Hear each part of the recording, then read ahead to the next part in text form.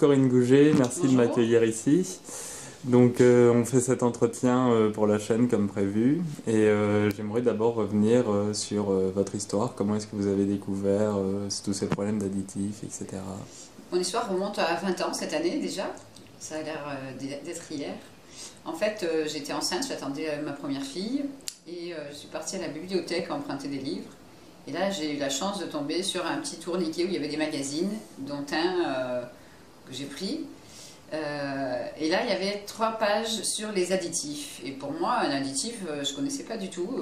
Pour moi, tout ce que je mangeais en supermarché avec mon mari à l'époque était sans danger, puisqu'il y avait des autorités sanitaires en Angleterre où j'étais, comme en Europe, comme dans le monde, qui étaient censées vérifier toutes ces denrées alimentaires et faire en sorte qu'elles ne soient pas toxiques pour la santé humaine. Donc je faisais aveuglément confiance, on achetait des tas de produits en supermarché comme tout le monde et on cuisinait avec ça ou on mangeait déjà du tout prêt. Et là j'ai découvert que certains colorants pouvaient rendre les enfants énervés, ils parlaient légèrement du glutamate mais sans trop insister sur toutes ses capacités et effets secondaires. Et donc à la fin il y avait un petit encart où on disait voilà, une association fait de la préconception en Angleterre qui s'appelle Foresight. Et ils y mettent à disposition du public un petit carnet, ça coûtait 3 francs 6 sous, pour savoir lire les étiquettes. Donc je l'ai commandé et j'ai lu les étiquettes pendant 10 ans avec ce carnet. Donc il était de 1986 et il était tiré du... L'idée était venue d'un gros livre sur les additifs qui s'appelait E for Additives de Maurice Hanson. Et donc à l'époque, ce monsieur avait écrit lui un livre sur les additifs assez complet en 1984. Mais il s'arrêtait au E927, donc il ne parlait pas d'aspartame dans son livre. Et j'ai mis 10 ans à faire mes recherches sans savoir ce qu'était l'aspartame. Et comme il n'en parlait pas dans ce carnet, eh ben je me suis dit, s'il n'en parle pas, c'est qu'ils ne savent pas, donc j'en prends pas. Et à chaque fois, je voyais marqué aspartame, surtout dans les boissons en Angleterre, dans les chewing-gums, etc. J'en prenais pas, mais dans ma famille, une personne s'est dit, tu nous casses les pieds avec tes étiquettes, je vais en boire plein, moi ça me fait rien. Donc voilà, donc cette personne a pris des quantités grandissantes. On commence par quelques chewing-gums, un peu de poudre pour les muscles, un peu de boisson light, tous les sodas connus. Et puis on devient accro et on en prend de plus en plus au fil des semaines, des mois, des années. Mais on ne se rend pas compte que c'est cette addiction qui nous rend complètement malades, physiquement d'abord, souvent, et mentalement. Donc du coup, la vie est devenue assez difficile, même si moi je faisais attention pour moi, mes 2 filles, parce que j'ai réussi quand même à avoir 2 enfants. Et en 1995, ma fille aînée était à l'école. Et donc, du coup, en 1999, pardon, elle était à l'école. Et il y avait un petit garçon qui avait 5 ans et demi. Et à qui on a découvert une tumeur cérébrale. Et il est mort en quelques mois, le 14 février, un jour d'école. Et donc, on a dû expliquer à nos enfants que ce petit garçon était mort et qu'il ne reviendrait pas à l'école. Et en fait, j'ignorais à l'époque que l'aspartame pouvait provoquer ces tumeurs cérébrales. Or, quasiment toutes les boissons pour enfants à diluer en Angleterre sont à l'aspartame. Donc les enfants adorent ces liquides, on dirait de l'eau teintée, donc ça s'appelle Ribena, etc. Et c'est sans sucre, et c'est souvent pomme cassis ou framboise, fraise, c'est bourré de produits chimiques, mais c'est surtout bourré d'aspartame, ils sont tous sugar free, donc sans sucre. Et donc ça c'est le premier problème en Angleterre, c'est toutes ces boissons sans sucre, et après c'est les chewing-gums. Or en France, quand je suis revenue en 2004, j'ai réalisé que les gens consommaient énormément de chewing-gum, de plus en plus d'ailleurs, et il y avait des boissons sans sucre, mais pas destinées aux enfants. Il y avait tous ces sodas, ces limonades, etc. Des fois des jus de fruits chimiques à l'aspartame, mais pas autant de boissons comme on trouve en Angleterre. Donc, voilà. Donc je suis rentrée en Angleterre en 2004, après des années assez difficiles, et là, j'ai commencé à parler d'additifs aux gens parce que ce petit carnet bleu que j'avais eu en Angleterre avait été mis à jour et avait commencé à parler d'aspartame après sa première édition 16 ans plus tôt. Et dans ce petit carnet bleu, on parlait de ce livre. Donc ce livre, c'est Excitotoxin, The Taste That Kills. Là, j'ai rajouté 493 parce qu'à l'intérieur de ce livre, il y a 493 sources scientifiques sur les excitotoxines. Et quand j'ai découvert ce livre en 2003 et 2004, j'ai mis 6 mois à le lire quand même parce qu'il est assez médical et assez, c'est écrit assez petit, vous voyez. Donc là, j'ai compris. Et j'ai compris quoi? J'ai compris, comme on le voit à cette page, c'est la page numéro 41, j'ai compris que cette molécule, donc l'aspartame et le glutamate, pouvait provoquer la destruction des neurones à chaque fois qu'on en mangeait. Et là, j'ai compris aussi que ça pouvait provoquer de graves problèmes de santé au niveau physique et mental, puisque ça attaque aussi ça détruit aussi le comportement. Donc j'ai lu ce livre, j'ai lu d'autres livres sur les additifs, et je suis rentrée en France en me disant, je vais faire une version française de ce livre que j'utilisais pendant 10 ans, pour aider les Français, et peut-être qu'il sera traduit dans d'autres langues. Et donc j'avais rencontré l'auteur du petit carnet bleu, elle était d'accord, j'allais lui mettre son livre à jour, parce qu'il manquait à peu près 50 additifs, en 16 ans. Et je suis rentrée en France avec cette mission, et j'ai découvert que les mamans, quand elles achetaient par exemple des bonbons, des sucettes, etc., et qu'elles voyaient marqué E133, des choses comme ça, donc ça je vais vous montrer ce que c'est le E133. Le E133 c'est bleu. Il s'appelle aussi bleu brillant FCF. Et donc le bleu, ce genre de bleu pour les enfants, ça fait penser au ciel, aux vacances, à la mer. C'est vrai que c'est une couleur qui plaît, qui attire beaucoup. Donc on ne va pas donner les marques, mais vous les connaissez tous. Il y a des schtroumpfs, des bonbons, de schtroumpfs. Il y a des petits bonbons, c'est une cacahuète avec du chocolat et une couleur autour avec un petit M dessus, qui en sont aussi farcis. Il y a plein de cosmétiques qui utilisent beaucoup ce colorant. Et donc du coup, ce colorant est cancérigène. Donc là, c'est des chewing-gums, vous en doutez. Hein, et là, ces chewing-gums vous garantissent une haleine fraîche en toute occasion. Donc voilà. Et si on prend un chewing-gum et qu'on le coupe en deux, voilà. Là, on a la gomme de base à l'intérieur. Sous le bleu, il y aura souvent du dioxyde de titane, une couche de colorant blanc. Et la gomme de base vient de chez Goodyear. Il y a eu tout un reportage sur les chewing-gums l'année dernière à la télé en France quand même. Donc c'est Goodyear qui vend la gomme de base aux fabricants de chewing-gum. Et dans cette gomme de base, on rajoute quoi? De la lécithine de soja, on rajoute de l'aspartame, de l'acésulfame K, donc deux édulcorants cancérigènes et surtout pour l'aspartame neurotoxique, du sorbitol, du mannitol, la gomme de base, de l'agent de charge E170, de l'arôme, donc qui dit arôme, en plus au pluriel, dit glutamate monosodique pour donner un goût de... Il y a marqué parfum menthe fraîche, il n'y a pas marqué à la menthe fraîche. C'est parfum menthe fraîche ou arôme ou autre, mais en général c'est parfum.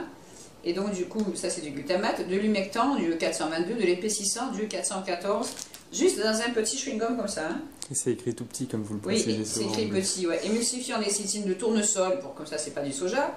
Colorant E171, donc notre fameux dioxyde de titane qui est dénoncé sur internet comme contenant des nanoparticules en plus.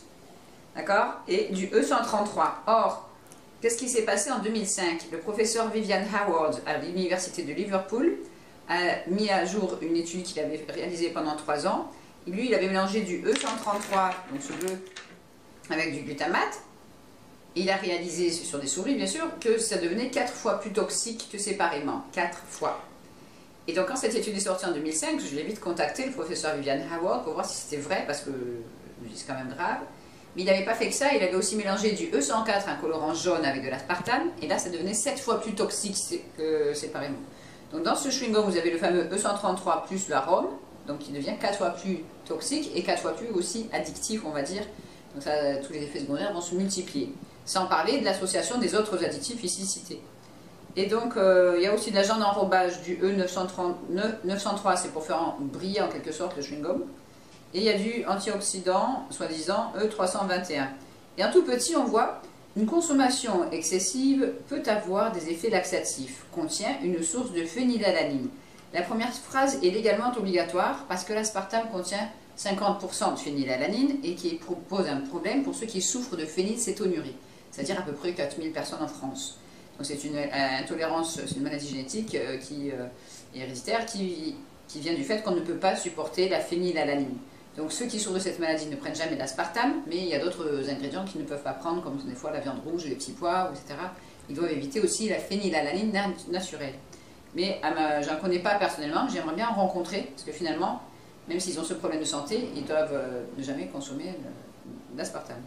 Et la dernière phrase contient, donc ça c'est la source de phénylalanine, et la consommation excessive qui peut avoir des effets laxatifs, c'est marqué aussi sur les médicaments à l'aspartame.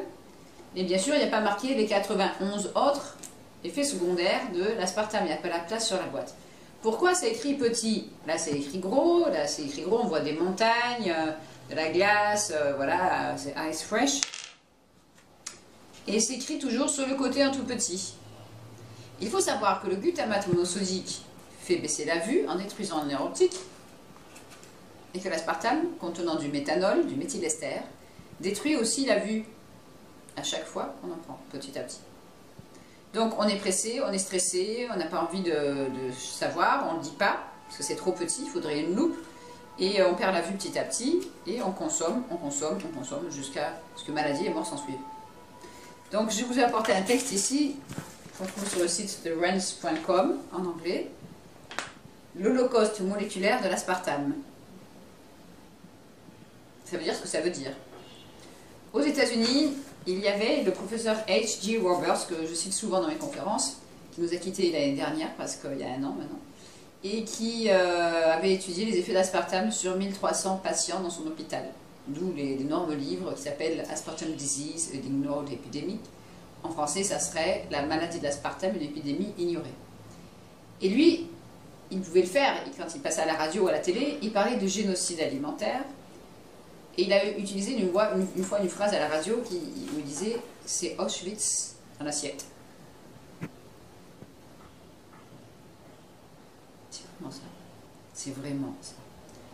Donc, pour l'aspartame, la mise sur le marché de cet édulcorant a été réalisée en 1981 aux États-Unis grâce à Donald Rumsfeld, qui était à la tête du laboratoire Searle, qui voulait mettre vraiment l'aspartame sur le marché après 14 ans d'interdiction. Et grâce à Ronald Reagan, qui avait autorisé l'aspartame sous les pressions de différentes personnes dans les aliments secs. Sauf que Donald Rumsfeld, lui, il n'en a pas consommé d'aspartame. Parce que lui, il savait, il a participé à la falsification des rapports scientifiques prouvant la neurotoxicité et les graves problèmes neurologiques liés à l'aspartame.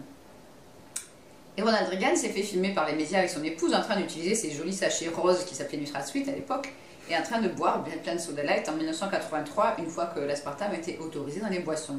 Donc tout le monde s'y est mis, c'était à la mode, c'était nouveau, il y avait de la publicité qui promouvait même ces produits pour les enfants.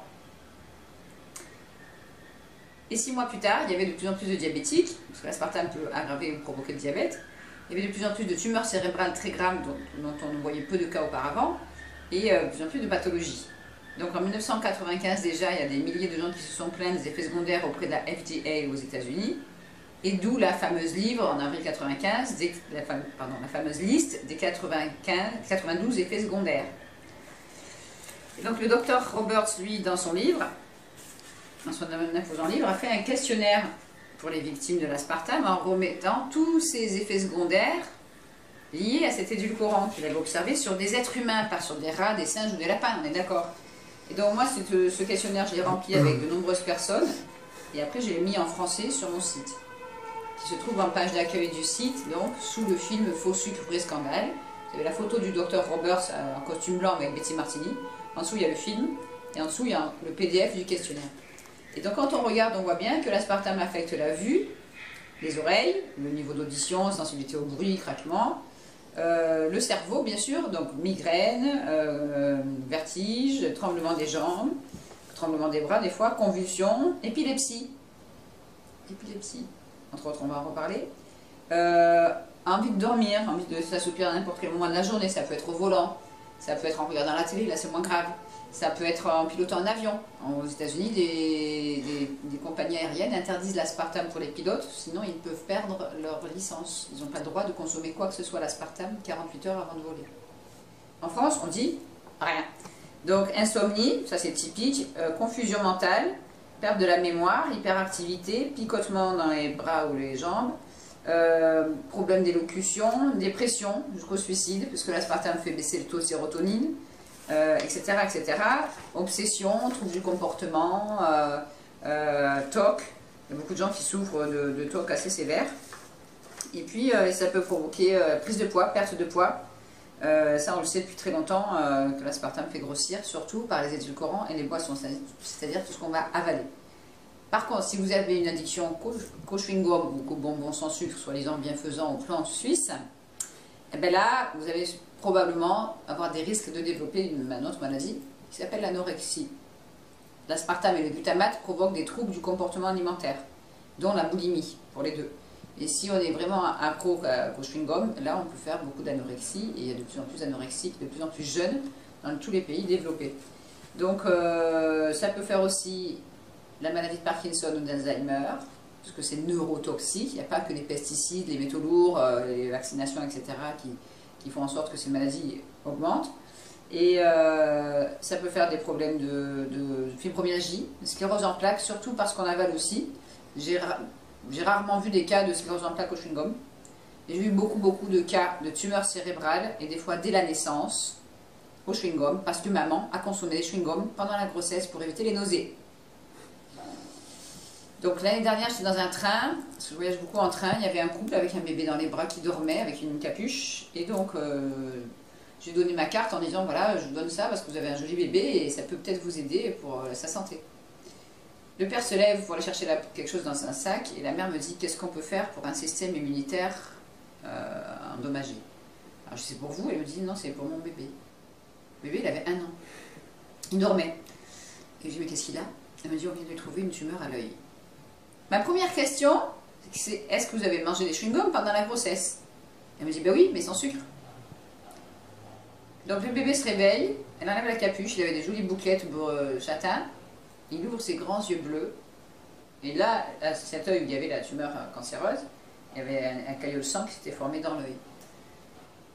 J'avais envie de hurler, j'avais envie de crier, j'avais envie que ça s'arrête, j'avais envie de mettre ma main sur... J'ai mis ma main sur la tête de ce bébé, et j'avais envie que, par magie, je puisse enlever cette tumeur à l'œil, comme ça, quoi, en 2 secondes, et que ça s'arrête. Et là, ils allaient voir un grand spécialiste du cancer des enfants. Et il me disait, mais je ne savais pas que c'était dangereux pendant la grossesse, l'aspartame. J'ai dit, mais non, on ne vous l'a pas dit, comme ça, maintenant vous avez un enfant malade, ça va rapporter de l'argent au système. Je suis si vous voulez, on porte plainte. J'ai un avocat pour le faire. Voilà, on en est là. Donc, je vois beaucoup de grand-mères me dire, ma fille a eu un bébé, elle a 3 tumeurs au cerveau à 2 mois, une tumeur, un truc à l'œil, là, c'est insupportable. Insupportable. Et on ne fait pas de prévention, on ne prévient pas les futurs parents, la femme enceinte, on ne prévient personne, les adolescents qui sont accros au chewing-gum, on ne prévient pas les diabétiques qui ont pris des années de sucrète et qui se retrouvent avec des amputations en fauteuil roulant dans les maisons de retraite, ou les mouroirs on va dire, et à qui on va encore donner leur dose d'aspartame, plus les médicaments, plus les bouillons cubes dans la soupe, parce que ce qu'on donne aux personnes âgées aujourd'hui, c'est phénoménal, c'est extraordinaire ce que mangent les personnes âgées dans la maison de retraite. Et donc, c'est des gens qui arrivent en fin de vie et qui vont attendre à la fin de leur vie dans ces endroits-là, où on les empoisonne quotidiennement avec ces produits. Donc, les chiffres, aujourd'hui, ça c'est des chiffres de 2011, mais qui ont dû augmenter. On a 600 000 autistes en France, dont 100 000 enfants. Donc, l'autisme, ça peut être aussi suite à des vaccins, mais en général, j'ai différents cas. On va faire une étude épidémiologique. C'est aussi beaucoup de malbouffe pendant la grossesse sans savoir, plus les vaccins. Et là, le cerveau, il dit stop. Il dit ça suffit, tu m'as donné trop de produits chimiques, des métaux lourds, etc. Et l'enfant, il développe l'épilepsie qui déforme son corps, ou de l'autisme, ou il va développer des tas de pathologies. Et malheureusement, un grand nombre de ces enfants ont maintenant 15-20 ans, et se retrouvent souvent tétraplégiques dans des fauteuils après des régressions énormes à l'âge de 18 mois, j'en connais. Et les mamans ont eu souvent aussi des vaccins pendant la grossesse en prenant de l'aspartame tous les jours. Parce qu'on ne leur a rien dit. Aujourd'hui en France, j'appelle les diététiciens et les diététiciennes à s'informer, parce que des femmes enceintes suivent les conseils de diététiciennes. On leur dit « Ah, vous commencez un diabète gestationnel, il faudrait prendre de l'aspartame pendant la grossesse. » En France. Donc les mamans suivent les conseils du diététicien qui est censé savoir ce qu'il dit. Même dans un hôpital connu à Paris pour enfants, il y avait une diététicienne en 2010, elle conseillait l'aspartame en poudre aux enfants dès l'âge de 3 ans, en 2010. Et là, il faut arrêter, quoi. Donc du coup, ben, ces mamans écoutent, elles font ça. Après, l'enfant reçoit ou pas certains vaccins après la naissance. Et là, ben, il y a un retard mental énorme. Un enfant qui a des problèmes moteurs ou des problèmes neurologiques et qui ne dort pas, ou qui a des problèmes d'allergie, etc. C'est de la folie. La schizophrénie. 600 000 schizophrènes, soit 0,7% de la population. Ces additifs consommés pendant la grossesse ou par la suite peuvent provoquer beaucoup de crises de schizophrénie, on ne va rien dire.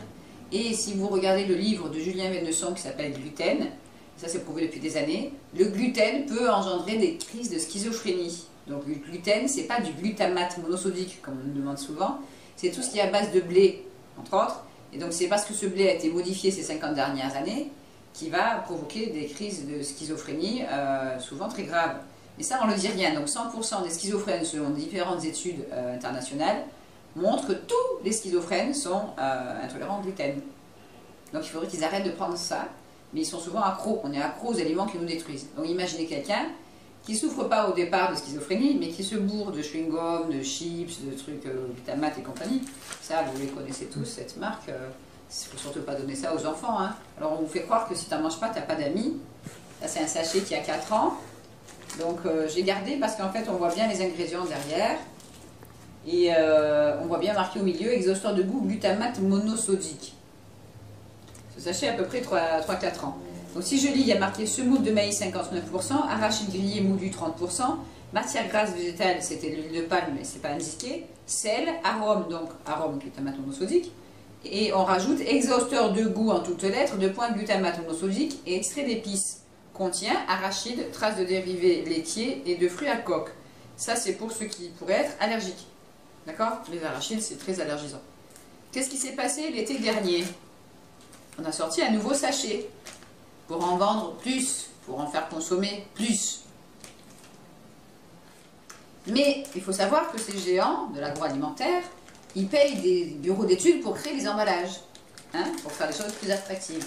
Donc on a fait curly, cacahuètes, les maxi. Donc plus gros, avec comme un truc pour les mesurer. 100% plaisir, sans huile de palme, avec un joli fleur de tournesol. Donc les gens se disent, ah c'est bien, il n'y a plus d'huile de palme dans les... Alors qu'il n'avait pas marqué huile de palme. Hein. Et donc on met sans colorant ni conservateur. Bien sûr, on ne va pas mettre du E133 ou du E120 dans des trucs pour l'apéritif. Il n'y a pas marqué sans glutamate. C'est clair. Pas marqué sans exhausteur de goût. Et derrière, on se retrouve avec cet énorme sachet. Ingrédients semoule de maïs à 59%. Il n'y a pas marqué sans OGM, n'est-ce pas? Le maïs peut provoquer aussi des troubles du comportement. Arachide grillé moulu, sans doute. Huile de tournesol 9%, pour dire bravo, on a retiré l'huile de palme. Sel.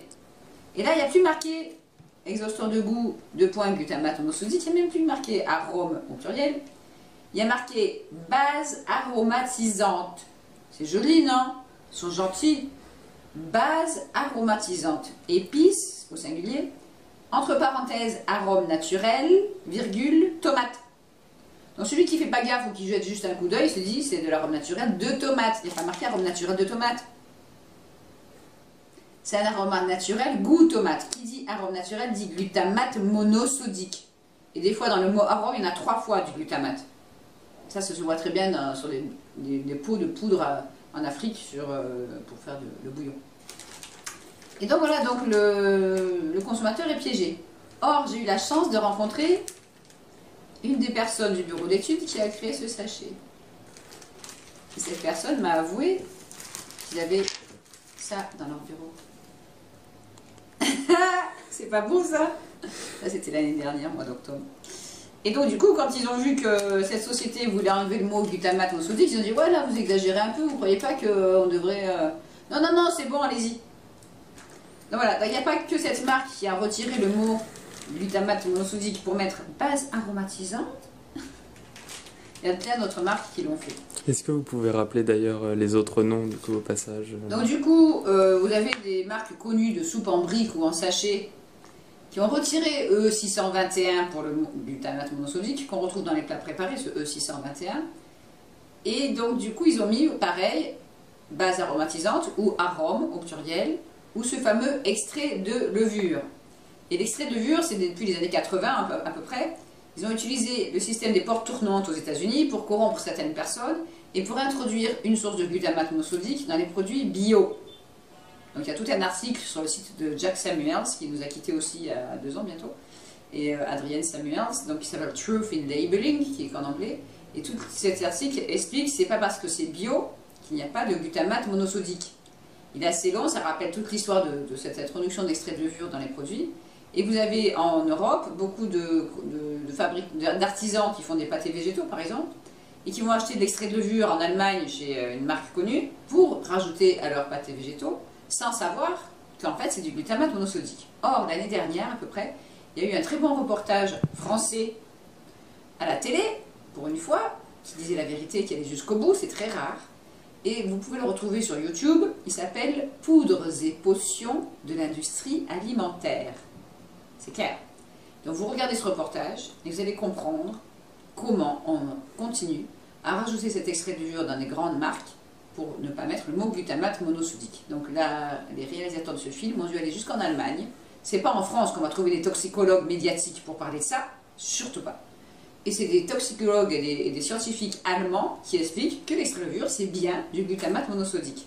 Or, les gens qui sont allergiques au glutamate monosodique risquent un œdème de Quint dans les 10-15 minutes après ingestion, ou un arrêt cardiaque fulgurant, entre autres.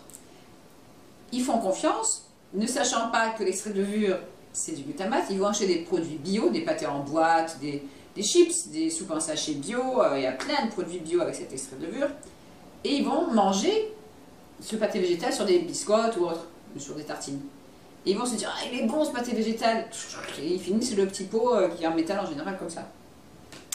Et donc certains vont mettre levure avec un grand L pour ne pas mettre extrait de levure, parce que ça commence à faire du bruit cette histoire.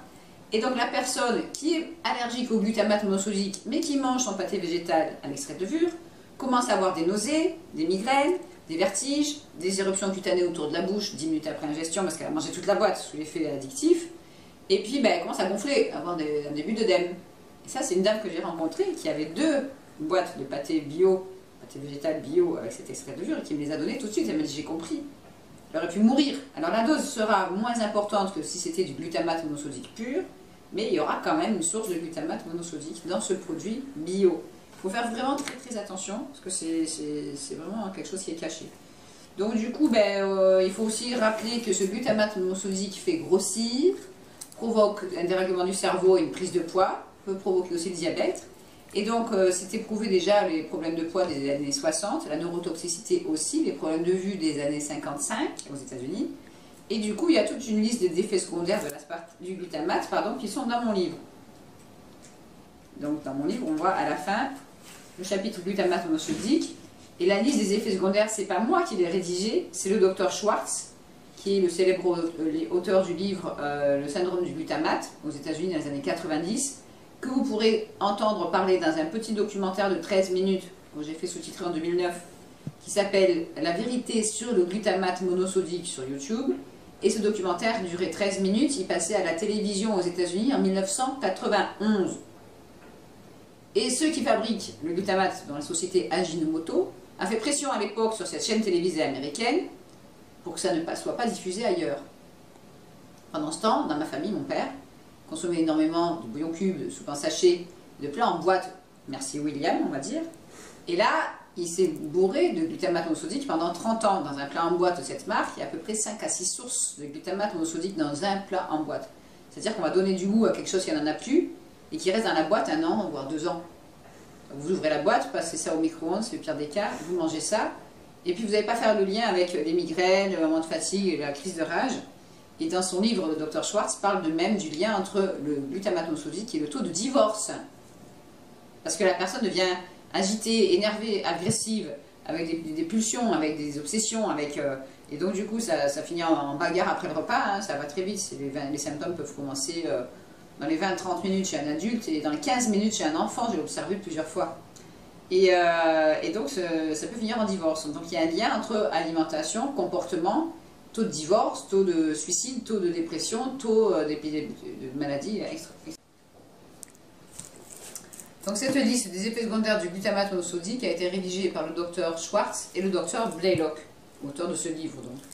Et donc on voit bien que ça fait des engourdissements, des paralysies, des gonflements, prise de poids, diarrhée, nausées, vomissements, arythmie, beaucoup de problèmes cardiaques liés au glutamate monosodique, énormément. Des gonflements, des palpitations, des frissons, des tremblements, refroidissement, tendinite et douleurs articulaires, douleurs musculaires, douleurs abdominales, symptômes d'asthme, beaucoup de problèmes respiratoires. En Angleterre, il y a un chef qui s'appelle Jamie Oliver, un chef cuisinier, qui avait réussi dans une cantine à réapprendre aux cantinières à cuisiner, aux chefs cuistots aussi. Ils avaient retiré tout ce qui était artificiel. Il n'y avait plus d'asthme dans l'école. L'infirmière n'avait plus besoin de médicaments pour l'asthme. Et les enfants se comportaient beaucoup mieux, et ils écoutaient mieux, et c'était extraordinaire en 3 semaines. Et bien la cantine finalement a trouvé que c'était trop cher de recuisiner, donc ils ont remis tout ce qui a été industriel dans la consigne, et à nouveau les enfants, ben, avec ces problèmes de comportement et ces problèmes d'asthme. Si vous allez sur internet et vous tapez sur YouTube enfant tube ASC sur pattes, vous verrez un petit reportage de 2007 qui a été filmé en Australie, où une dame qui s'appelle Sue Damgate passe dans beaucoup d'écoles pour apprendre aux enfants à lire les étiquettes depuis 21 ans. Et là, on retire les additifs à la cantine et à la maison, parce que l'un ne va pas sans l'autre. Et là, en 2 semaines, tous les enfants d'école vont mieux, tous, physiquement et mentalement. Il y a vraiment un problème, regardez bien ce petit reportage. Donc on voit essoufflement, manque de motivation, vertige, étourdissement, le nez qui coule, ça fait beaucoup de problèmes respiratoires. Et la liste continue sur la page suivante, vous pouvez regarder crise de panique ou d'anxiété, désorientation, bronchite, tout chronique, troubles de l'attention, comportements antisociaux, agressivité, hostilité. Et ça je connais, j'ai une amie en maison de retraite qui à midi, quand elle mangeait son bouillon vermicelle, à midi, après on lui donnait de la purée, sur la purée en sachet et puis un œuf au plat, 20 minutes après son bol de soupe contenant du glutamate, elle rentrait en crise de démence. Donc elle a insulté les gens, elle leur disait des grossièretés, elle faisait des délires sexuels aussi, en prétendant qu'il y avait eu des films porno dans le salon sur la télé la veille, et on n'arrivait plus à la calmer. Donc elle était traitée comme antisociale, et quand elle était trop antisociale, on la mettait dans sa chambre pendant 1 ou 2 semaines, où elle mangeait toute seule. 78 ans. Et j'ai rien pu faire. Quand j'ai réussi petit à petit à faire en sorte qu'on lui donne la soupe faite maison avec des légumes, pour être moins agressif, mais les arômes ne cachent pas que dans la soupe, se cachent aussi dans certains médicaments. Les arômes banane, arômes fraise, dans les eaux gélifiées pour personnes âgées, il y a plein d'arômes aussi. Et là, ça peut provoquer ces problèmes antisociaux. Donc ça, c'était une personne âgée, mais si vous prenez un enfant qui achète un paquet de chips pour 10 heures, qui le mange dans la cour, j'étais en 2011 dans le sud de la France, et là, il y avait grève des profs parce qu'il y avait trop de violence dans ce collège. Or, à côté du collège, il y avait un supermarché pas cher, où les enfants allaient acheter leur goûter pour 10 heures, et c'était souvent des chips. À 10 heures, dans la cour de l'école, les enfants mangeaient ça. Il y a aussi des pépites, des graines de tournesol énormes recouvertes de glutamate et de E171, vendues enfin en boulangerie. Donc ils se bourrent de ça. À 10h30 à peu près en cours d'espagnol, ces enfants de 12 ans s'attaquaient à coups de compas et de cutter. Et les profs, ils craquaient. Donc j'ai été sur place, j'ai rencontré les profs, je leur ai expliqué, ben voilà, la violence vient de ce que mangent aussi les enfants. Il n'y a pas que les jeux vidéo violents, il n'y a pas que le taux de divorce, la violence à la maison, etc. Et ça vient aussi de là. Et les profs, ils me regardaient comme ça. Donc voilà, ils ne savaient pas. Il n'y a pas que les enfants qui mangent ces produits, il y a des profs aussi qui mangent des chips et des chewing-gums en cours et qui frappent les élèves. Donc ça atteint toutes les classes de la société. Si on n'a pas beaucoup d'argent, on va acheter des sous-produits dans les supermarchés pas chers, il y a ensuite une ribambelle, où il y aura plus de glutamate monosodique, plus de colorants, plus de produits chimiques parce qu'il faut baisser les prix. Et si on a les moyens, on va acheter les grandes marques de chewing-gum n'importe où, jusqu'à 70-80 € le kilo. On va acheter des gros sachets de ces choses-là pour l'apéritif et on ne va pas faire le lien parce qu'on ne sait pas. J'accuse pas les consommateurs. J'accuse l'État qui sait et qui n'informe pas les consommateurs et les ministères de la Santé. Et donc du coup, on se retrouve avec beaucoup de violence et de troubles du comportement, troubles de l'équilibre, douleurs dentaires, crises, tremblements. Donc cernes sous les yeux, perte de la mémoire, besoin d'aller aux toilettes la nuit, ça fait avoir beaucoup de diarrhée aussi, les yeux fatigués, problème de vue, problème de thyroïde aussi au glutamate, prostate, etc. Problème d'infertilité, sinus enflammé, l'aspartame provoque aussi grave problème de sinusite, surtout parce qu'il y a boisson et édulcorant, ça on ne me dit pas. Et donc du coup, si on mange les deux tous les jours, ben, on va aller chercher des médicaments pour la sinusite, mais on ne va pas aller enlever ce qui provoque le problème. Bon, les symptômes sont de plus en plus nombreux. Problème de rein, problème de cartilage, problème gastrique, etc. Donc voilà, donc vous avez tous les effets secondaires de cet exhausteur de goût dans ce produit-là. Et les maladies continuent d'augmenter. D'accord. Est-ce que vous pourriez donc revenir aussi sur le soja dont vous parlez Alors le soja, j'ai eu la chance de contacter le professeur Blaylock encore il y a 10 ans. Et je lui dis, voilà, il y a une femme enceinte qui prend de l'aspartame, elle a 20 semaines de grossesse, est-ce qu'on peut l'aider pour qu'elle arrête et qu'est-ce qu'elle devrait faire? Et le professeur Blaylock me répond, voilà, cette femme enceinte devrait prendre des multivitamines pour femme enceinte 2 fois par jour, prendre plein de légumes verts, plein de fruits et plein de légumes pour commencer à désintoxiquer elle et son bébé, et pas de soja pendant la grossesse. Alors je fais un bon, et à l'époque je prenais encore des fois un petit dessert au soja, pensant bien faire pour remplacer le lait. Et donc j'ai jeté mes desserts à la poubelle et j'ai commencé à chercher sur le soja. J'ai réalisé qu'en anglais il y avait beaucoup d'articles sur ce sujet. Et à l'époque j'avais une jeune femme qui s'occupait de mes filles pendant que j'écrivais, pour faire l'école à la maison. Et qui était un petit peu costaud, et puis elle me dit, tu sais, depuis 2 ans, je bois du lait de soja au lieu de prendre du lait de vache. Et elle n'avait plus de règles. C'est vrai que c'était arrêté. Et donc je dis, bah, tu sais, j'ai lu quelque part en anglais que le soja, finalement, bon, c'était il y a 10 ans. Donc elle a arrêté le lait de soja, et au bout de quelques mois, ses règles sont revenues. Donc ça, c'était le premier cas il y a 10 ans. En 2007, j'ai acheté un livre qui s'appelle The Whole Soy Story, que j'ai pas appris avec moi parce qu'il fait 450 pages, que sur le soja, du docteur Kayla T. Daniel, une nutritionniste américaine. Et là, je me suis dit, mais c'est si grave que ça, le soja, c'est pas possible. Il y avait des dizaines de témoignages, il y a 35 chapitres, de 2 à 130 références par chapitre. Et là, j'ai demandé à mon éditeur de le traduire en français le plus tôt possible, parce que tous ces témoignages de gens aux États-Unis qui étaient malades avec du soja, c'était quand même affolant. Ça, c'est pas fait, le projet s'est pas fait, et donc c'est un autre éditeur à l'étranger qui devrait sortir ce livre au mois de mars, j'espère, 2014. Donc presque 10 ans plus après la sortie du premier livre en anglais. Et donc il devrait s'appeler Soja, ami ou ennemi de notre santé, aux éditions Résurgence, en français. Donc l'année dernière, j'ai appelé un naturopathe français qui dénonçait les additifs sur son site, et je lui dis, que pensez-vous du soja? Et à ma grande surprise, au lieu de me dire « Ah oui, à petite quantité, fermenté traditionnellement, c'est sans danger, je le conseille », je m'attendais à entendre ça comme réponse. Il me répond comme ça, « Madame Gouget, le soja transgénique, c'est un poison, mais manger du soja bio, c'est se détruire à petit feu. » Et moi, je suis là, « Waouh !» J'ai dit « On est d'accord. On est d'accord, pourquoi? Parce que moi, ce que j'aime bien, c'est lire des livres, malheureusement souvent en anglais comme celui-là, voir les sources scientifiques et rencontrer les gens partout, en France, en Espagne, en Belgique, en Italie, j'en ai eu plein, qui ont mangé du soja pendant quelques semaines, quelques mois, quelques années, des fois 30 ans, bio, malheureusement, souvent, ou qui le prennent sans savoir sous forme de lécithine de soja, donc souvent transgénique selon le professeur Serralini, dans des tonnes de chocolat, de brioches, de biscuits. Enfin, la lécithine de soja, c'est des quantités industrielles, même chez les maîtres chocolatiers, dans leur chocolat vendu au kilo, et où vous n'avez pas les ingrédients parce que c'est la vente à emporter. Donc c'est très rare de trouver des chocolats sans lécithine de soja. Maintenant on en trouve un petit peu en bio. Et là c'est énorme. Donc du coup il y a le soja dissimulé, j'appelle le soja caché, donc sous forme lécithine ou additif. Et quand on mange volontairement du soja, si possible bio, pensant bien faire, parce qu'on veut remplacer la viande, parce qu'on veut plus prendre de lait de vache, parce que donc le docteur Blaylock aux États-Unis dit bien que le lait de vache et le lait de soja, ce sont 2 poisons. Mais il n'est pas venu en France faire ses conférences, il ne viendra pas d'ailleurs, il n'aime pas venir en Europe.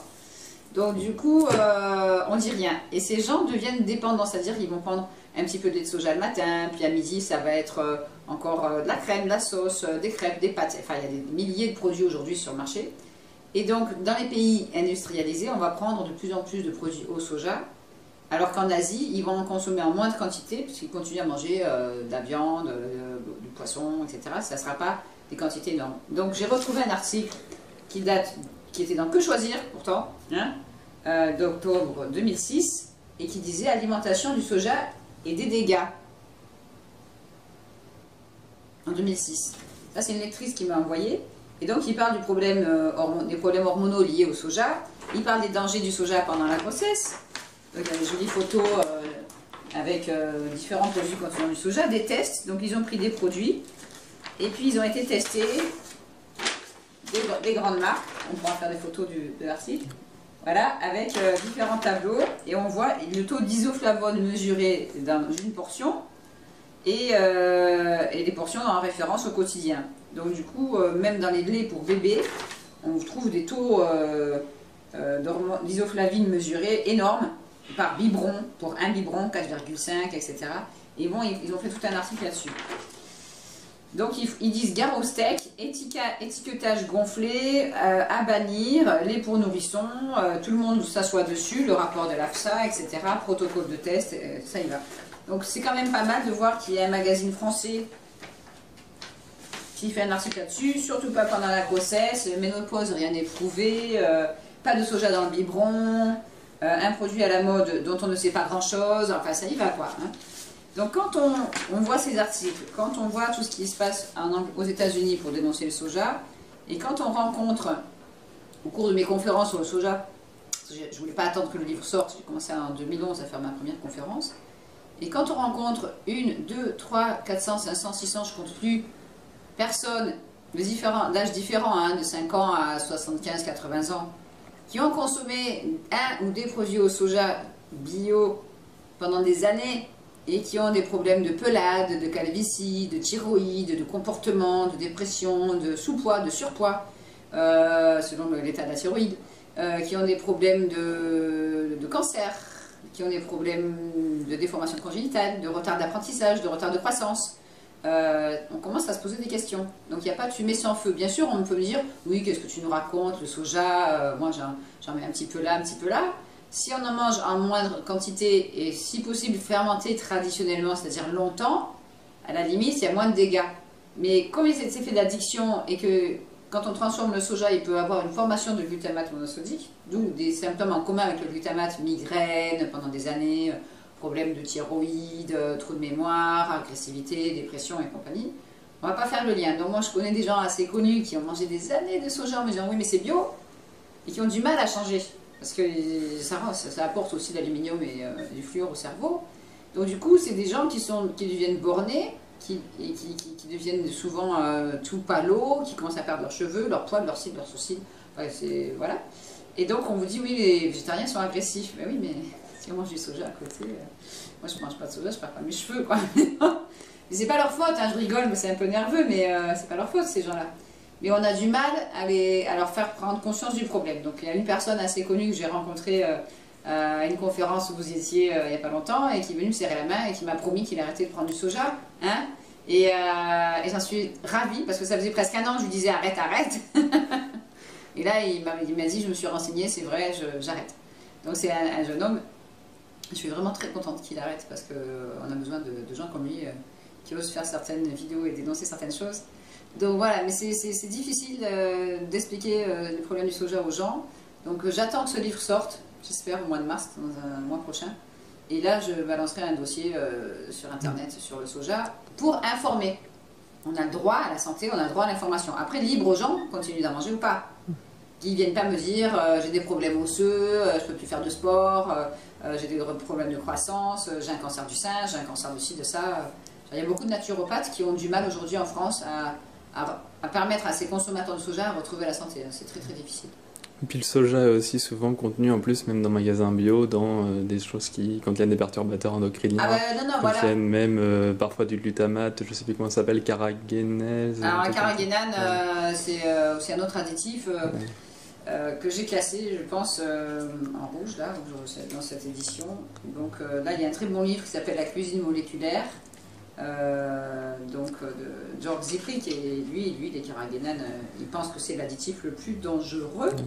Donc du coup, voilà, c'est E407, on l'a passé en rouge dans le livre.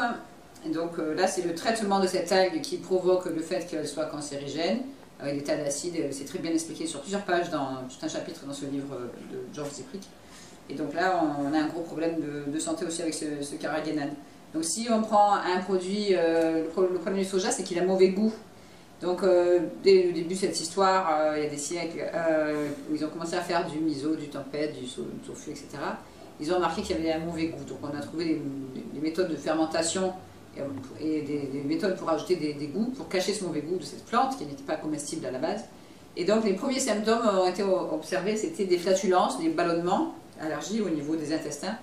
Et donc on a, aux États-Unis, ils vendaient à un moment des coussins anti-P. Donc ça, c'est ceux qui mangent du soja s'asseyaient sur un coussin et ça absorbait le bruit et l'odeur des flatulences. Enfin, c'est du délire. Mais au tout départ, ils ont remarqué que ça faisait baisser la libido. Donc on trouvait que c'était une plante spirituelle parce qu'on donnait ça aux moines dans les monastères pour les empêcher d'aller avoir des envies sexuelles et donc pour les permettre de prier toute la journée. Et les femmes asiatiques dont les maris avaient été infidèles donnaient du soja à leur mari. Donc c'était il y a des centaines d'années. Et aujourd'hui, j'ai rencontré par exemple en Espagne l'année dernière, au mois de septembre, un jeune guitariste qui venait de jouer de la musique devant nous et il disait « Ah, moi je suis végétarien, je mange pas comme les copains, voyez, et tout. » Il avait perdu plein de cheveux à 33 ans là, sur le dessus de la tête. Il était en sous-poids, il avait les yeux qui commençaient à sortir un peu de la tête, donc la thyroïde est touchée. Et là, je lui dis et tu manges du soja? Ah oui, mais j'adore les yaourts de soja, j'en mange tous les jours, j'adore ça, je pourrais pas m'arrêter. Donc, l'addiction. Et puis, je lui dis, mais tu devrais arrêter parce que si tu veux jouer de la guitare encore plusieurs années, il faudrait peut-être y penser là, hein, ça va pas le faire. Il me dit, mais non, n'importe quoi, c'est pas possible. Et là, il y avait des jeunes qui disaient, oh, tu devrais changer d'alimentation, après la libido, ça ira mieux, parce qu'ils se plaignaient de problèmes de libido aussi, alors que je ne le connais pas. Et il était accro à ces yaourts au soja qu'il mangeait tous les matins. Et il avait un début de calvitie aussi assez prononcé là. Il a 33 ans. Il y en a plein, j'en ai vu plein. Donc le cheveu devient de plus en plus fin, souvent gris, blanc, et il tombe. Le problème sur un homme encore, une calvitie, on est habitué, et sur une jeune maman ou une jeune femme qui n'a pas encore d'enfant, qui a 28 ans, et qui a perdu en plusieurs années, on ne perd pas ses cheveux d'un coup, hein, plusieurs années de soja, tous ses poils, tous ses cheveux, ses sourcils et ses cils, ça fait pas très beau sur une jeune femme. D'accord, très bien. Pour terminer sur une note un peu plus joyeuse, parce que certaines personnes après ça pourraient dire oh mais alors on peut rien manger, comment on va faire, faut tout retirer, etc. Qu'est-ce que vous préconisez vous comme alimentation, comme conseil pour les personnes qui après avoir entendu ça s'imagineraient que c'est difficile de manger encore? Moi je préconise d'abord d'apprendre à lire les étiquettes, même si ça c'est des sucettes à l'aspartame, vous voyez c'est quand même grave, et sur le devant il y a marqué sucette, bonbons sans sucre, avec édulcorant tout petit. Et là on vend ça et les ingrédients sont écrits tout petit derrière. Donc sans sucre, ménage les dents, ça ménage pas le cerveau, mais voilà. Donc ça, il faut vraiment décortiquer l'étiquette, trouver les colorants, et même moi aspartame, mettre ça à la poubelle. Des chewing-gums c'est pareil. Une fois qu'on a compris comment décortiquer ça, on peut acheter une loupe, hein, on change d'alimentation. Il faut s'informer. On a un outil extraordinaire encore pour le moment, c'est Internet. Il y a de tout, il y a du pour, il y a du contre, pour mélanger le consommateur, il faut le perdre. Il faut s'informer. Une fois que vous êtes informé, vous avez deux solutions. Soit vous continuez à le manger, parce que vous ne pouvez pas vous arrêter. J'ai des gens qui m'écrivent, j'ai replongé, comme la drogue. Hein. J'ai replongé, j'ai remangé des chips, j'ai remangé des chewing-gums, j'ai remangé des bouillons cubes, j'ai craqué. Du surimi, j'ai vu des personnes âgées accro au surimi en maison de retraite. Hein. J'ai vraiment surimi. Bon, elle est morte. Mais... Et donc, elle a peut-être mangé une tranche de trop. Mais voilà, on sert des cercles de surimi à des personnes âgées en maison de retraite, je vous promets. Hein. Donc, les surimi arrivent, ils sont là, dans leur fauteuil roulant. Ah bon, il y aurait des films à faire. Bon, je rigole, mais bon, c'est nerveux aussi, mais c'est triste. Et donc, du coup, soit on continue, soit on change. Et quand on change, ça peut provoquer des miracles. Seulement, il faut avoir la volonté. Et le docteur Blaylock dit souvent que le but de ces excitotoxines, c'est de faire baisser le quotient intellectuel et d'enlever la volonté aux gens, la capacité de réfléchir. Les gens, ils sont comme dans le brouillard. On le voit très bien dans le film Faux sucre, vrai scandale, où il explique à Corey Brackett, qui était un fauteuil roulant avec une sclérose en plaques en 2002, et qui a fait ce film Faux sucre, vrai scandale, et il lui dit, il y a des gens qui disent, moi je mange du glutamate, je mange de l'aspartame, ça me fait rien. Peut-être que ça leur fait rien sur le coup. Peut-être une migraine ou des tremblements, ils ne vont pas faire le lien. Mais le jour où ça va faire, c'est l'arrêt cardiaque fulgurant, c'est le cancer, c'est... on a une nourriture aujourd'hui cancérigène. L'aspartame peut déclencher un cancer et le glutamate va faire grossir ces tumeurs cancéreuses à vue d'œil quasiment, parce que ça passe dans le sang. Et c'est bien expliqué dans un film qui s'appelle The Beautiful Truth, par le docteur Blaylock entre autres, et qui explique les dégâts provoqués par cette alimentation-là. Donc quand on décide de changer pour retrouver la marche, si on est en fauteuil roulant, si on veut, pour maigrir, c'est possible. Donc on peut passer à une alimentation sans tous ces produits. Seulement il faut avoir envie de cuisiner. Et cuisiner avec quoi? Ben, peut-être sans micro-ondes, peut-être sans poêle avec revêtement anti-adhésif, peut-être sans... Voilà. Après il y a le problème du gluten, certains du produit laitier, pour ceux qui sont intolérants, etc. Il y en a qui mangent trop de viande, la viande on en a parlé avec Gilles Lartigot à la conférence, etc. Donc ceux qui ont vraiment envie de changer, ils y arrivent. Ils peuvent passer aussi à ce qu'on appelle l'alimentation vivante, mais ce n'est pas encore très connu en France, ça commence grâce à certaines personnes comme Thierry Casasnova, Irène Grosjean, le magazine de Chou Brave, etc. Et donc là, il y a des choses extraordinaires qui se passent dans le monde entier avec ce genre d'alimentation.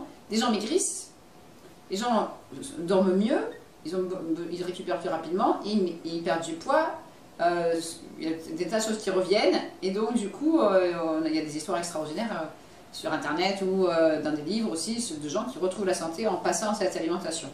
Donc aux États-Unis, on a Jesse Jacoby, qui a écrit un livre qui s'appelle The Raw Cure.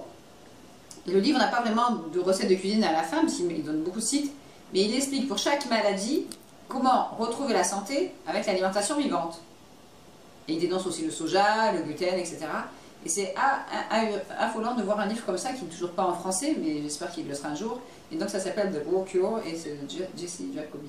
Il y a vraiment beaucoup d'informations, malheureusement souvent en anglais, pas assez en français, mais ça va venir. Vous avez ce pouvoir de consommer autrement pour retrouver la santé et pour la conserver.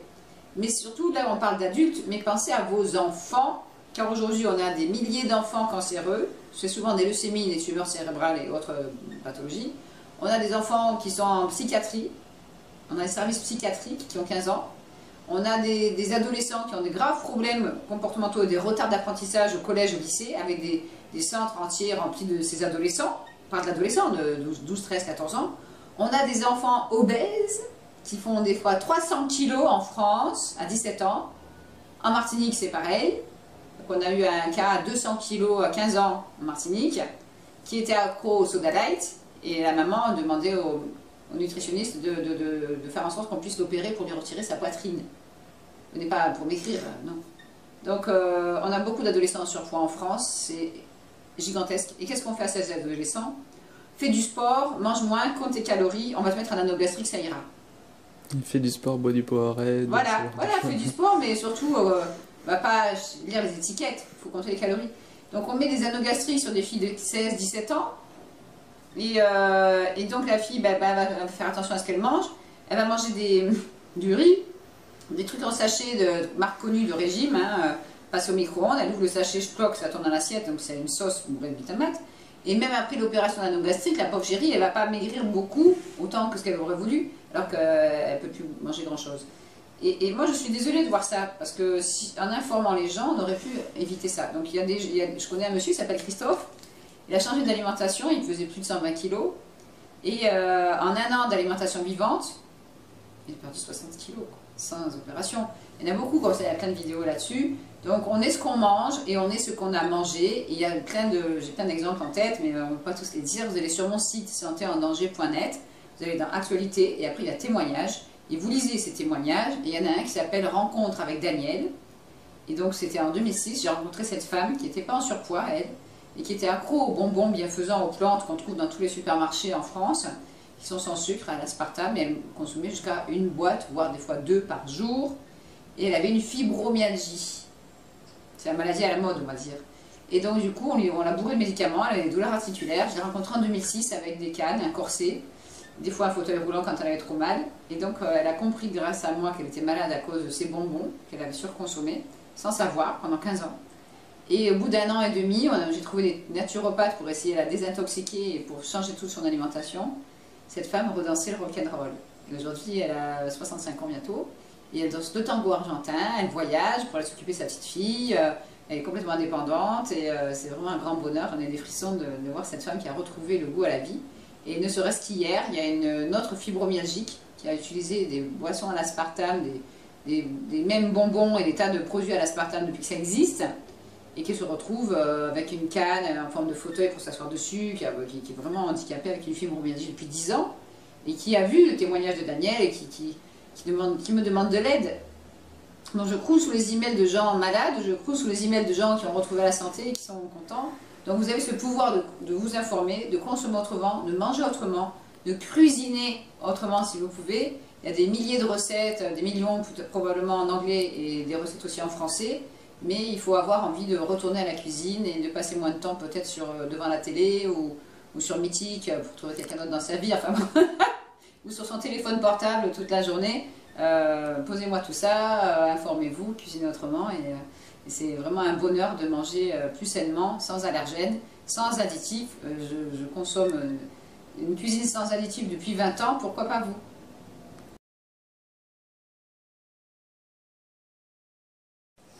Alors pour terminer, j'aimerais que vous nous parliez de ce qui vous est malheureusement arrivé en 2006, je crois, et voilà, allez-y. Donc en 2006, après 2 ans de recherche et de travail, mon livre est sorti. Sauf que quelques mois plus tôt, j'avais été sollicitée par un magazine qui s'appelle Biocontact pour écrire un article sur l'aspartame. Chose que j'ai faite en mettant des références, en expliquant ce que c'était, parce que j'estime que les gens ont droit à l'information, c'est même des articles de loi de la Convention internationale du droit de l'enfant, articles 17 et 29, vous avez droit à ces informations, vous avez droit à la santé. Donc du coup, j'ai écrit cet article qui a été tout de suite quelque chose d'extraordinaire. Parce que dès la sortie d'article en novembre, le 1er novembre 2005, il était distribué à 196 000 exemplaires dans plusieurs pays francophones. Je me suis retrouvée sous une avalanche de lettres, toute la France, de gens de Suisse aussi, de Belgique, qui disaient, ben voilà, j'ai mangé de l'aspartame, j'ai ça, toute la France. C'était 8 à 10 lettres par jour, des fois c'était affolant. Donc là, je me suis dit, oula, qu'est-ce que j'ai fait? Mais quelqu'un avait envoyé ce magazine au père de mes enfants, qui résidait en Angleterre. Et là, il s'est dit, tiens, je vais l'accuser de travailler pour Betty Martini, parce que j'étais bénévole pour Betty Martini, et je traduisais ce film bénévolement, Faux sucre, vrai scandale, qui est maintenant en français, mais à l'époque il était qu'en anglais, et je traduisais bénévolement pour Corey Brackett son film. Donc cet individu a fait croire que je travaillais pour Corey Brackett et pour Betty Martini, et donc je gagnais de l'argent, donc il pouvait enlever ma pension alimentaire. Donc, après, mon livre, j'étais poursuivie en justice en février 2006, le mois où est sorti mon livre, et j'ai fait envoyer des fax des États-Unis par Corey Brackett et Betty Martini en Angleterre aux juges pour dire ben non, elle est bénévole, elle ne touche pas d'argent. Mais les juges, ben, ils n'en ont rien à faire, ils m'ont supprimé ma pension alimentaire. Je me suis dit, c'est pas grave, mon livre va sortir, tant que j'ai la pension pour mes filles. Ça faisait 2 ans qu'on ne voyait plus cet individu. Ça faisait 2 ans qu'il y avait une enquête de la brigade des mineurs du sud de la France, là où j'habitais, et de la gendarmerie, envers mon ex-mari, et l'enquête c'était pour agression sexuelle, violence et menaces sur nos enfants. Et dans ce dossier de la police, il y avait aussi des vidéos et des photos très compromettantes. Donc je me suis dit, j'ai les preuves filmées, les photos, plus confiscation d'une arme à feu qu'il possédait à l'époque parce qu'il dormait avec, il était paranoïaque. Et donc je me suis dit, avec ça, je ne suis pas une maman qui a inventé quelque chose, j'ai quand même des preuves flagrantes. Plus examen, à l'hôpital, enfin mes enfants, etc., mes filles. Et donc du coup, pendant 2 ans, on ne l'a pas vu. Et mes filles insistaient, elles ne voulaient plus le revoir. Et comme elles avaient plus peur, il n'y avait plus de menaces, il n'y avait plus de pression, ben, elles ont commencé à parler, elles ont tout raconté à la police, elles m'ont raconté des choses affolantes qui s'étaient passées en Angleterre, du temps où on y vivait, et à chaque fois c'était un choc émotionnel très grave. Et donc elles étaient suivies par des pédopsychiatres pour les aider à tourner la page, on va dire. Donc en 2 ans, il y a eu beaucoup de choses qui se sont passées. J'avais aussi les services sociaux sur le dos, sur ordonnance d'une juge qui faisait une enquête. Et donc ces gens-là ont fait des faux rapports que j'ai lus. J'en ai qu'un, parce que vous n'avez pas droit en plus d'avoir ces documents en votre possession, ces rapports mensongers, mais je les ai lus. Donc Madame Gouget prépare un livre sur la nutrition. Madame Gouget n'amène pas ses filles chez McDonald's et leur donne pas de Coca Light. Madame Gouget est antisociale. Madame Gouget ne trouve que c'est pas normal d'avoir des enfants qui traînent dans la rue tout seuls, donc elle est paranoïaque. Madame Gouget, voilà, elle est partout, enfin bon. Et Madame Gouget a une très belle maison, elle a 2 chiens, et alors, je veux dire, non, mais des choses, je me droguais pas, je n'étais pas sous médicaments, je frappais pas mes enfants, j'avais une belle maison, donc ça n'allait pas. Donc pendant ce temps, il y a aussi 2 juges, donc celle du pénal et celle des enfants, qui m'ont envoyé voir des experts en psychiatrie. Et quand vous regardez sur YouTube, il y a une interview du maître, comment s'appelle celui-là? Il y a un avocat qui parle de connivence entre les experts et les juges, parce qu'ils se connaissent entre eux et ils mangent au restaurant et compagnie. Et donc du coup, je suis tombée dans ce piège. En 2005, j'ai vu 2 experts psychiatres dans des hôpitaux. Et le premier expert, il fallait que j'aille en bus, j'avais 1 heure de bus pour aller là-bas, donc j'avais pris avec moi le livre du docteur Roberts parce que je faisais des recherches sur une pathologie provoquée par l'aspartame qui est une maladie du sang. Ça détruit les plaquettes et donc ces gens ont des problèmes de sang et j'avais 2 cas séparés, parce qu'ils ne connaissaient pas qu'il y avait cette maladie. Et donc j'avais pris ce gros livre dans mon sac à dos, et puis je le lisais dans le bus pour pas perdre de temps, et j'arrive à la convocation. Vous êtes convoqué par la justice pour aller voir un expert psychiatre. J'aurais pas dû y aller, mais bon, j'y suis allée. Et l'expert, quand il a vu que je ne feuillette pas les magazines de la salle d'attente, il a vu ce livre sur mes genoux. J'ai fermé, j'ai mis dans mon sac, et pendant la consultation, il me dit on avait un gros sac à dos. Alors je dis ouais, il y a quoi dedans? Il me dit. Il avait dû voir le titre du livre, Aspartame. Je dis, ben, c'est un livre. Il dit, je peux voir? Je me suis dit, est-ce que je sors le livre, est-ce que je ne le sors pas? Si je ne le sors pas, il va dire, je suis paranoïaque. Donc je le sors. Et je pose le livre sur la table. Je peux feuilleter? Je suis, allez-y. Et je lui explique que la deuxième femme de mon père avait pris 15 ans d'aspartame et qu'elle est morte quasiment aveugle, obèse et tumeur au cerveau. Après, je lui explique que ça détruit le cerveau du bébé dans le ventre. Mais le livre du professeur Monté n'était pas encore sorti. Donc il note, il prend note de tout ça. J'étais toute seule, j'avais pas de dictaphone, j'avais pas de témoin. Je me suis pas méfiée.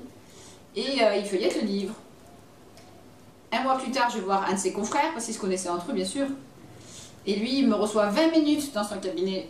Et pour me justifier, alors on m'a dit, t'aurais pas dû, mais il fallait bien que je me justifie. Qu'est-ce que vous faites dans la vie? Je fais des conférences. Ah bon, vous faites des conférences sur quoi? Sur les additifs. Ah bon? Donc j'ai sorti ça, ce livre-là, le DVD de Corey Brackett, le livre du docteur Vin. Et quand j'ai sorti tout ça, au bout de 20 minutes, il me pose différentes questions. Il me dit, et vos filles, qu'est-ce qu'elles en pensent? Alors je voulais savoir. Il dit, bah oui. Je vais écouter, hier on est sorti de la maison par le garage et Coralie a dit, maman, si un jour je vois papa devant la boîte aux lettres, je lui donnerai un grand coup de pied dans les couilles et je lui dirai, casse-toi connard. Il avait 6 ans. Donc je réponds au psychiatre, je dis, ben Coralie a dit ça. Et, il était choqué, je dis, ben, vous m'avez posé la question, moi je vous réponds. Moi j'ai une petite fille, j'ai sa grande soeur qui a 9 ans, et qui me dit, maman, j'espère ne plus revoir papa, parce que pour moi c'était pas un bon papa. Et Mélodie m'avait dit en 2000, elle avait 5 ans et demi, donc c'était en l'an 2000, juste après Noël, mon ex-mari avait fait une crise de limite schizophrénie et violence, et là elle m'avait dit, je veux un nouveau papa. Là, il était à peu près 3 litres de protéines à l'aspartame par jour, il buvait que des boissons light, il y avait 5 ou 6 boîtes de chewing-gum dans la voiture à chaque fois, et c'était une addiction phénoménale, hein, des quantités industrielles.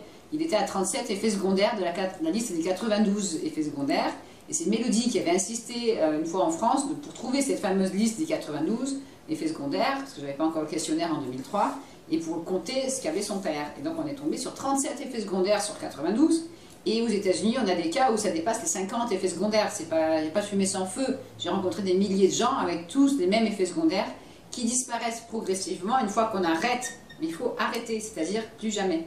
Et donc du coup, voilà, cet article sort, on m'embête. 8 jours après la sortie de l'article de Biocontact, les industriels qui se regroupent entre eux et qui fabriquent les édulcorants se sont plaints par courrier auprès du magazine Biocontact par rapport à mon article et l'article suivant qui était de Madame Sylvie Simon qui est décédée. Et donc du coup ben, voilà, il y avait aussi une adresse dans l'article du village où j'habitais, pas chez moi mais on pouvait m'écrire. Et je suis tombée dans un piège le 21 avril 2006 où j'étais convoquée encore par cette juge des enfants, sans greffier, avec 2 avocates complices de cette journée-là. Il était prévu à l'avance avec des lettres que mon ex-mari avait envoyées à la juge et des documents, toute une liste de documents qu'on m'a dissimulés, dont les rapports mensongers encore des nouvelles assistantes sociales. Et donc le 21 avril 2006, j'arrive à l'audience sans mes enfants, parce que la juge s'amusait à traumatiser mes filles à chaque audience, et on devait parler des rapports justement des services sociaux. Je n'étais pas prévenue de ce qui allait se passer du tout.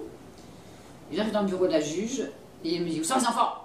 Alors je dis, ben, elles sont à l'école, parce qu'à chaque fois vous les traumatisez, donc là, on venait parler du rapport des services sociaux avec l'avocate qui est là à mes côtés, on a décidé qu'on laisserait Mélodie et Coralie à l'école.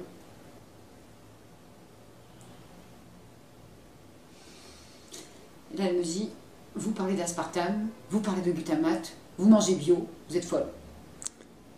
Alors j'aimerais bien qu'on me dise s'il y a un juge ou un avocat, s'il y a une loi, ou du moins en France, qui interdit de manger bio et qui interdit de parler d'aspartame ou de glutamate.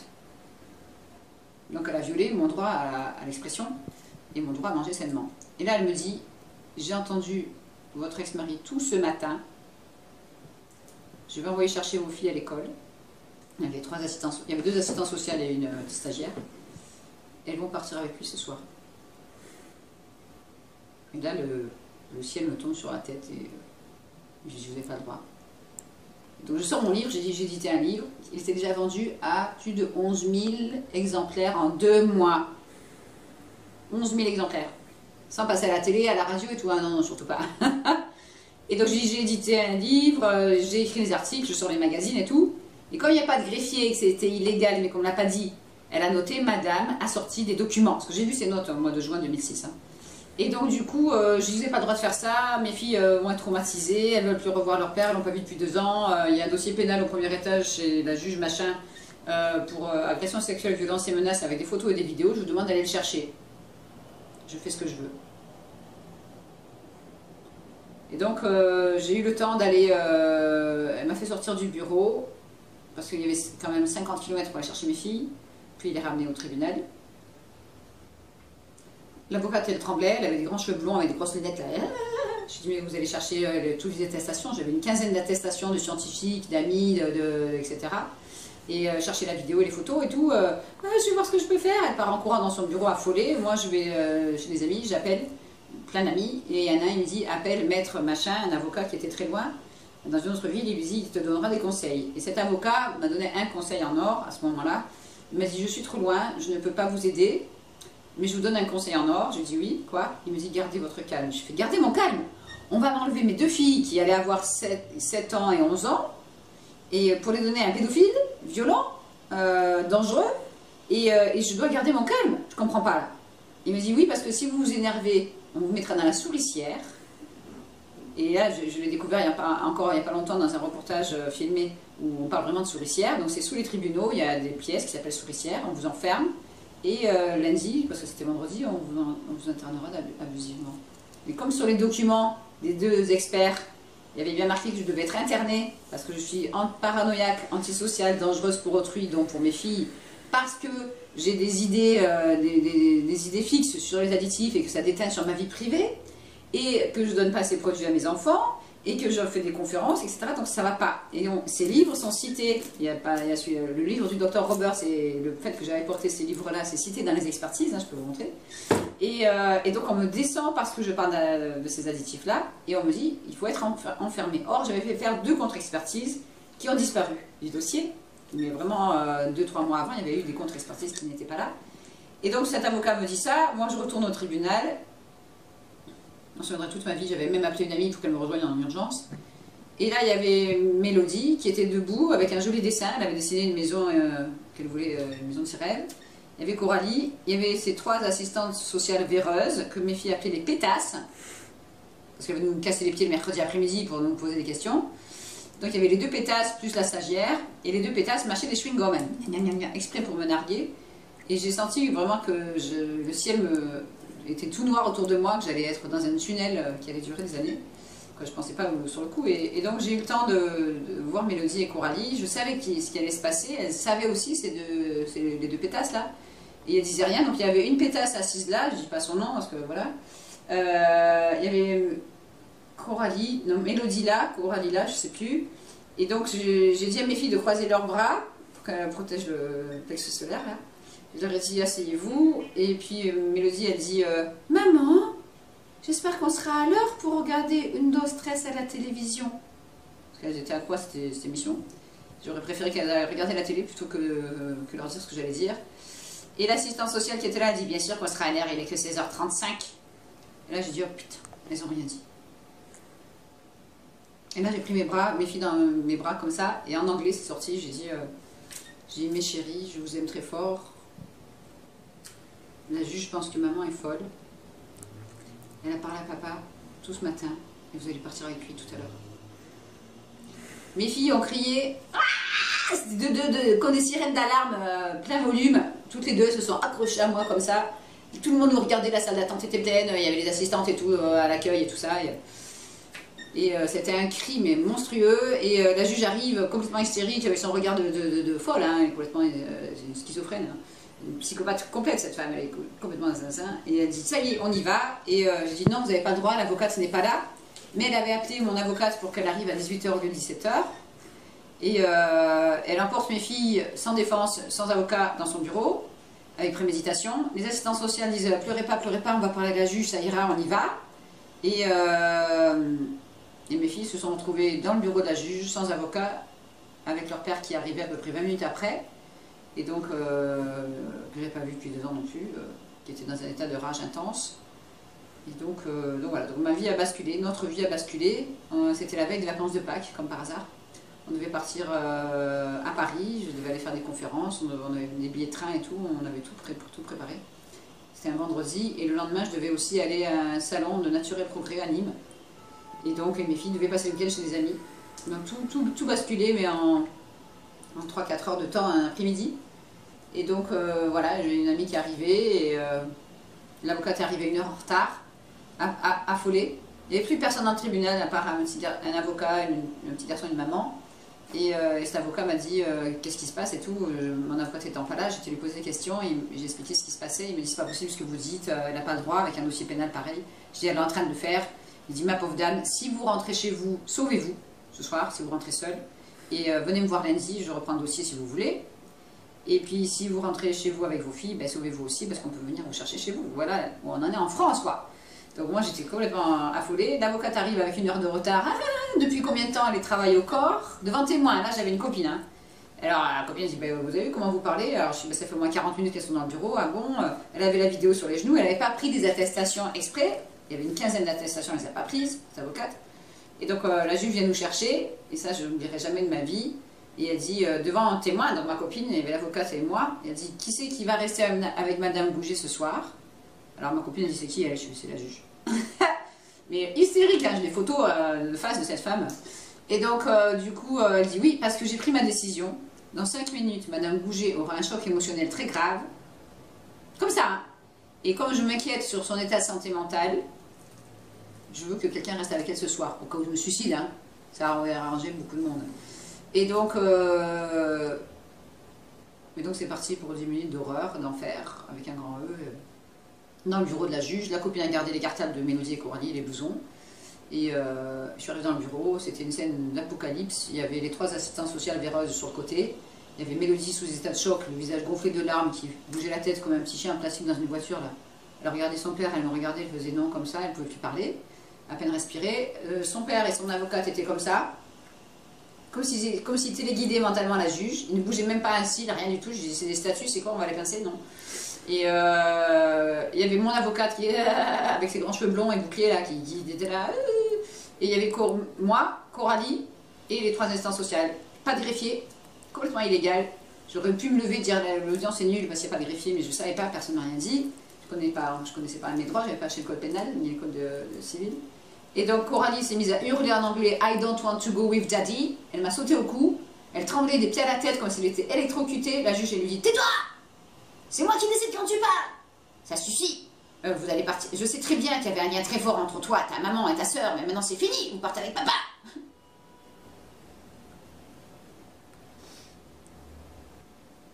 Et là vous êtes là, vous dites je fais un cauchemar, je suis dans mon lit, je vais me réveiller dans ma jolie maison tout à l'heure avec mes filles, elles prennent un petit déjeuner, elles iront à l'école.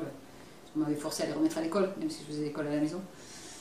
C'est pas possible ce que je vis, c'est pas vrai. Donc j'ai dit, excusez-moi madame la juge, si moi je suis dangereuse parce que je mange bio, je fais l'individu qui est assis là à frapper Mélodie sur la tête depuis l'âge de 4 ans.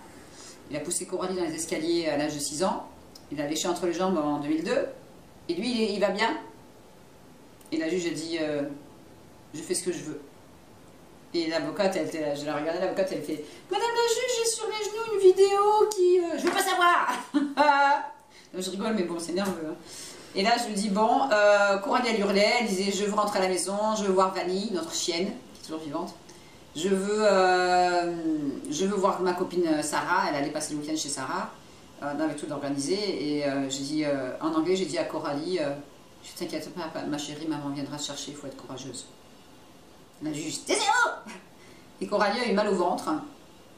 Et elle a dit, j'ai mal au ventre. L'assistante sociale dit, bien sûr, c'est les émotions. Et comme ça. Et j'ai dit, puis après, elle a dit, j'ai envie de vomir.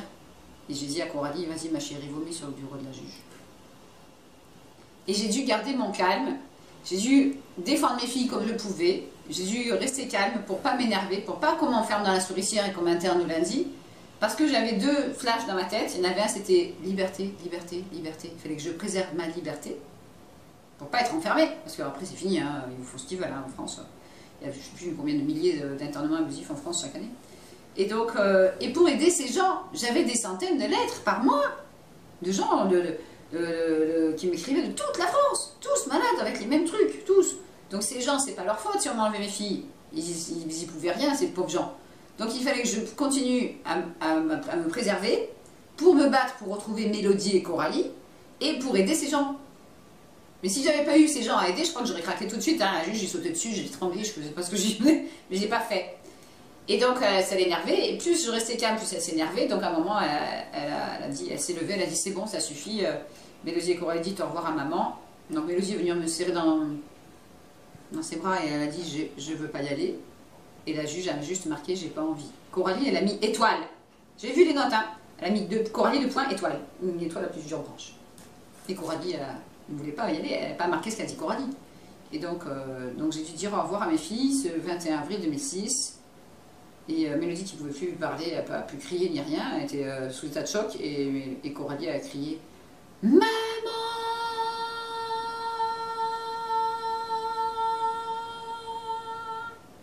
Ça a résonné dans les couloirs, ils sont partis par derrière dans une BMW. J'ai pas vu, mais je sais que mon ex-mari avait une BMW à l'époque. Avec les cartables, les blousons et un beau sac de sport bleu tout neuf rempli de vêtements achetés par les assistants sociaux dans un supermarché pour partir avec un sac et voilà. Pas de passeport, pas de pièces d'identité, rien du tout, on n'était pas prévenus. Hein. Donc elles partaient une semaine avec leur père en France, je ne savais pas chez qui encore. Elles sont parties chez les parents de mon ex-mari, que Coralie n'avait jamais vu à 7 ans, s'il déteste les enfants. Et après, elle devait revoir la juge le vendredi, et avec l'autorisation probablement d'aller en Angleterre. Et donc, il y a eu des photos de prise par mon ex-mari pour donner à son avocate, pour dire regardez, les filles vont bien et tout. Et ces photos m'ont été dissimulées pendant 14 jours. Par la suite, j'ai fait appel tout de suite.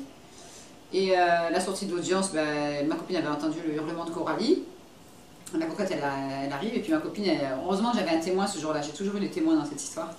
Et ma copine a dit, mais madame l'avocate, vous avez laissé partir Mélodie et Coralie comme ça, je les connais très bien, leur père était violent quand même. Oh écoutez, ils avaient peut-être frappé dans le passé, mais maintenant il a une épée de Damoclès au-dessus de la tête.